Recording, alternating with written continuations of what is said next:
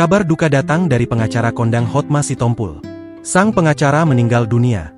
Melansir dari Kompas dan Tribun News, kabar itu dibenarkan oleh tim kuasa hukum Hotma yakni Alfon. Selain itu, pengacara Yudakana juga membenarkan hal itu. Benar ya Mas Hotma Sitompul meninggal dunia, kata Yuda saat dikonfirmasi tribunnews.com. Hotma Sitompul meninggal dunia pada Rabu, 16 April 2025, di RSCM Jakarta. Selain menjadi pengacara, ia pun terkenal sebagai ayah tiri Bams X Samsons.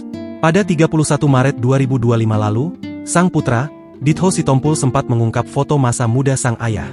Foto itu diunggah di akun Instagramnya. Nampak Hotma semasa mudanya menggendong sang putra. Rambutnya masih berwarna hitam. Hotma mengenakan kemeja putih dengan kotak-kotak hitam. Di bagian bawah foto itu, ia mengenakan jas hitam dan bersanding dengan istri dan anaknya. Melansir tribunnews.com, Hotma Sitompul pernah bekerja sebagai staf LBH Jakarta pada tahun 1977 sampai 1980 silam. Ia juga mendirikan dan membina LBH Mawar Sharon. Pada tahun 1997, Hotma menikah dengan ibunda Bams yakni Desiree Tarigan. Keduanya akhirnya bercerai pada tahun 2022 lalu. Sepanjang karirnya, Hotma sendiri telah menangani berbagai kasus besar, termasuk perkara yang melibatkan sejumlah figur publik dan artis ternama di Indonesia.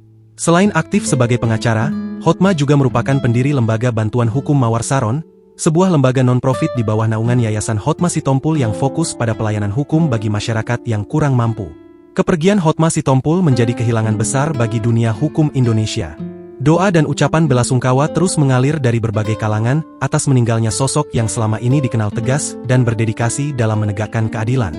Download Tribun X sekarang, menghadirkan lokal menjadi Indonesia.